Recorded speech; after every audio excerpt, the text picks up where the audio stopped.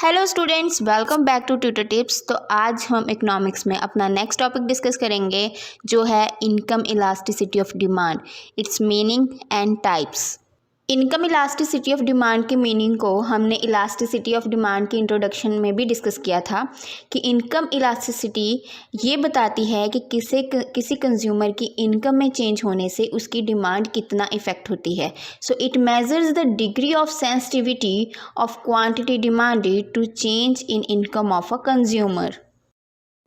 Now let's discuss some definitions of income elasticity of demand.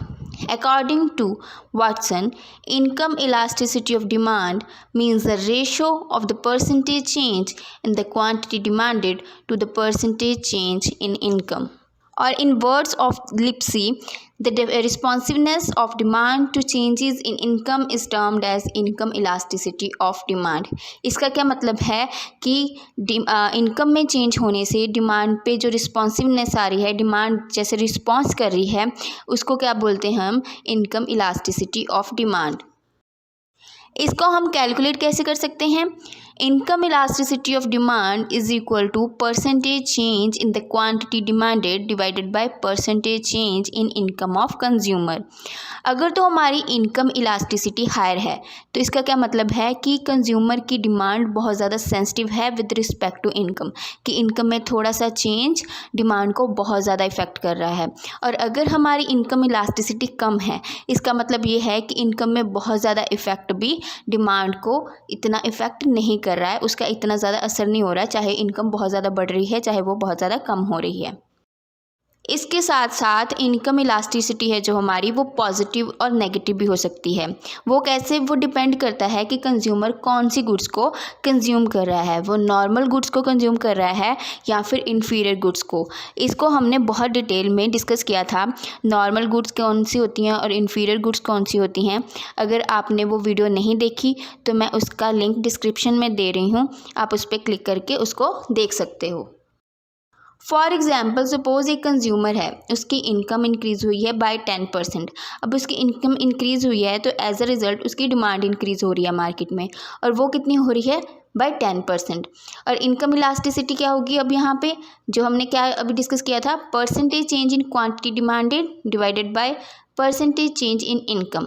तो यहाँ पे हमारी डिमांड में चेंज कितनी है? 10%, और इनकम में divided by 10%, so is equal to 1। इसका क्या मतलब है कि हमारी जो कॉमोडिटी है, जो कंज्यूमर कंज्यूम कर रहा है, वो एक नॉर्मल गुड है। क्यों? क्योंकि हमारी यहाँ पे जो इनकम इलास्टिसिटी है वो पॉजिटिव है। सिमिलरली, अगर सपोज़ किसी कंज्यूमर की इनकम 15% से इंक्रीज़ हुई है, बट उससे उसकी डिमांड बढ़ी नहीं बल्कि कम होगी, उसने कुछ कॉमोडिटीज़ को कंज्यूम करना छोड़ दिया बाय 4.5%, तो उससे हमारी इनकम इलास्टिसिटी कितनी होगी? अब यहाँ पे हमारी जो डिमांड है वो डिक्रीज़ हो रही है, तो इसलिए हम उसको क्या लेंगे? Negative. Negative 4.5% divided by increase in income कितना है? 15%। तो यहाँ पे हमारी इनकम इलास्टिसिटी कितनी है? -0.3। क्योंकि यहाँ पे हमारी इनकम इलास्टिसिटी नेगेटिव है, इट इम्प्लाइज कि जो कंज्यूमर कंज्यूम कर रहा है कॉमोडिटी, वो एक इन्फीरियर गुड है। अब इन एग्जाम्पल से क्या क्लियर हो रहा है कि नॉर्मल गुड्स के केस में कंज्यूमर की इनकम और डिमांड का पॉजिटिव रिलेशन होता है, और in case of inferior goods demand और इनकम का इन्वर्स रिलेशन होता है। Now let's discuss its types.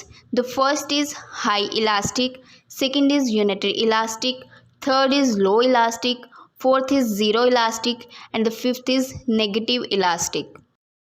Now let's discuss the first one, that is high elastic. अब income elasticity of demand high कब होगी? जब proportionate change in quantity demanded proportionate change in income से ज़्यादा होगा। इसको हम पॉजिटिव इनकम इलास्टिसिटी भी बोलते हैं।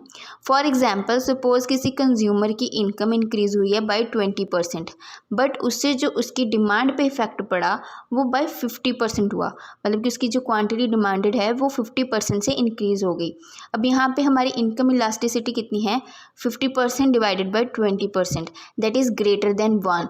सो यहाँ पे जब भी हमारी इनकम इलास्टिसिटी ग्रेटर देन 1 होती है तो हम उसको क्या बोलते हैं?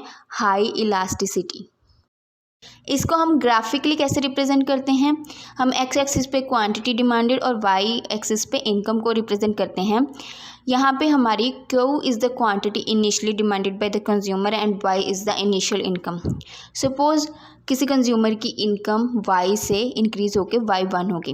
अब क्योंकि इनकम इंक्रीज़ हो रही है तो एज अ रिज़ल्ट उसका क्वांटिटी डिमांडेड भी इंक्रीज़ हो रहा है, तो वो क्यू से इंक्रीज़ होकर क्यू वन हो गया। तो यहाँ पे हमारा डी डी क्या है, डिमांड कब। अब यहाँ पे देखो वाई से वाई वन तक का जो इफ़ेक्ट है वो कम है कि इनकम में जो हमारा इंक्रीज़ आ रहा है वो थोड़ा है, बट हमारे जो क्वांटिटी डिमांडेड में इंक्रीज़ है वो बहुत ही ज़्यादा है। तो इसका क्या मतलब है कि यहाँ पे हमारी income elasticity of demand is greater than 1। Now the second is unitary elastic. अब यूनिटरी इलास्टिक कब होती है हमारी इनकम इलास्टिसिटी ऑफ डिमांड, जब proportionate change in quantity demanded is equal to proportionate change in income.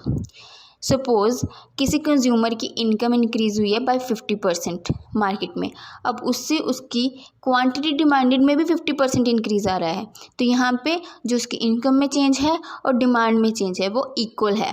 तो इस case में हमारी इलास्टिसिटी क्या होती है, is equal to 1, that is unitary. इसको हम जब ग्राफिकली रिप्रेजेंट करते हैं तो हम एक्स एक्सिस पे quantity demanded and y axis पे इनकम को रिप्रेजेंट करते हैं।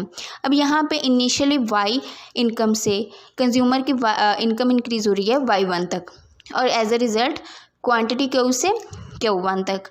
तो इससे क्या हो रहा है कि वाई और वाई वन जितना इंक्रीज़ हो रहा है उतना ही क्यू और क्यू वन इंक्रीज़ हो रहा है, तो उनका जो डिफरेंस है वो सेम है। तो यहाँ पे हमारी इनकम इलास्टिसिटी ऑफ डिमांड की क्या होगी, is equal to 1, that is unitary. Now the third one is low elastic. जब मार्केट में कंज्यूमर की क्वांटिटी डिमांडेड में जो प्रोपोर्शनेट चेंज है वो प्रोपोर्शनेट चेंज इन इनकम से कम है, तो हम उसको क्या बोलते हैं, low income elasticity. For example let's assume कि किसी एक कंज्यूमर की इनकम इंक्रीज़ हुई बाय 50%, बट उसने उसका इफ़ेक्ट अपनी डिमांड पे ज़्यादा नहीं आने दिया। उसने अपनी डिमांड तो इंक्रीज़ की बट ओनली बाय 25%। तो यहाँ पे हमारी इनकम इलास्टिसिटी कितनी है, 25% डिवाइडेड बाय 50%, जो कि है 1 से कम। तो हम इसको क्या बोलेंगे कि हमारी इनकम इलास्टिसिटी लो है। हमारी लो इलास्टिक इनकम इलास्टिसिटी कब होती है, जब ये लेस देन 1 होती है।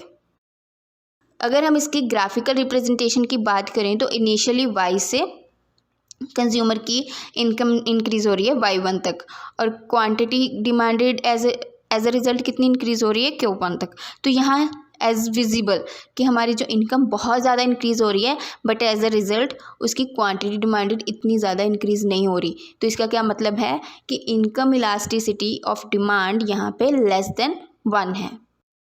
Now the fourth one is zero elastic. अब इनकम इलास्टिसिटी ज़ीरो इलास्टिक कब हो सकती है, जब इनकम में चेंज हो रहा है बट उससे क्वांटिटी डिमांडेड पे कोई इफेक्ट नहीं आ रहा। For example in case of necessary goods income elasticity हमेशा ज़ीरो होती है क्योंकि कंज्यूमर की इनकम बढ़े चाहे कम हो उसकी नेसेसिटी गुड्स पे कोई फ़र्क नहीं पड़ता क्योंकि उनको वो कंज्यूम करता ही है। तो यहाँ पे हमारी जो income elasticity of demand is always equal to zero. अगर हम इसकी ग्राफिकल रिप्रेजेंटेशन की बात करें तो हमारा डिमांड कर्व हमेशा वाई एक्सिस के पैरेलल होता है। कंज्यूमर की इनकम तो इंक्रीज़ हो रही है वाई से वाई वन बट डिमांड वहीं पे कांस्टेंट है एट क्यू। तो यहाँ पे डिमांड कर्व यही रिप्रेजेंट कर रहा है कि हमारी क्वांटिटी डिमांडेड कांस्टेंट है, इनकम में चाहे कितना भी इंक्रीज डिक्रीज आ रहा है। तो in such a case income elasticity of demand is always equal to zero. Now the last one is negative elastic.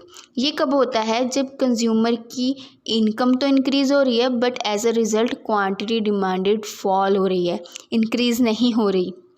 ये पर्टिकुलरली इन्फीरियर गुड्स या फिर गिवन गुड्स के केस में होता है क्योंकि वहाँ पे इनकम और क्वांटिटी डिमांडेड का हमेशा इन्वर्स रिलेशन होता है। फॉर एग्ज़ाम्पल किसी कंज्यूमर की इनकम इंक्रीज़ हुई, ठीक है, जो कि लो इनकम लेवल ग्रुप से बिलोंग करता है। तो उसने अब क्योंकि उसकी इनकम इंक्रीज़ हो रही है तो वो अब पहले मिलेट को कंज्यूम करता था, अब उसकी जगह उसने व्हीट को कंज्यूम करना शुरू कर दिया। In such a case millet is inferior to wheat क्योंकि वीट उसके लिए सुपीरियर कमोडिटी है, तो इसलिए वो उसको शिफ्ट कर गया। और मिलेट की कंजम्पशन डिक्रीज़ हो गई, क्योंकि मिलेट की कंजम्पशन डिक्रीज़ हुई है विद रिस्पेक्ट टू इनकम की इनकम इंक्रीज़ होने से मिलेट की कंजम्पशन डिक्रीज़ हो रही है। तो यहाँ पे हमारी इनकम इलास्टिसिटी क्या है, negative, which is less than zero. अगर हम इसकी ग्राफिकल रिप्रेजेंटेशन की बात करें तो यहाँ पे इनिशियल कंज्यूमर की इनकम कितनी थी, y, और वहाँ पे वो कितनी क्वांटिटी कंज्यूम कर रहा था, q। अब क्योंकि कंज्यूमर की इनकम बढ़ी y से y1 और मिलेट की कंजम्पशन डिक्रीज़ होके q से q1 होगी, तो यहाँ पे हमारे डिमांड कर्व यही रिप्रेजेंट कर रहा है कि इनकम में इंक्रीज़ आने से उसकी जो क्वांटिटी डिमांडेड है वो डिक्रीज़ हो रही है। और यहाँ पे हमारी जो इनकम इलास्टिसिटी ऑफ डिमांड है is less than zero, that is negative. तो आज हमने क्या पढ़ा कि what is income elasticity of demand. When other things remaining constant, the percentage change और the proportionate change in income results in percentage or proportionate change in demand of commodity. It is known as income elasticity of demand. उसके बाद हमने ये discuss किया कि इसको हम calculate कैसे करते हैं, that is percentage change in quantity demanded divided by percentage change in income of the consumer. और उसके बाद हमने इसकी टाइप्स को डिस्कस किया, दैट इज़ हाई इलास्टिक, यहाँ पे हमारी income elasticity of demand is always greater than 1। Unitary elastic, यहाँ पे हमारी income elasticity is equal to 1। Low elastic में हमारी income elasticity is less than 1।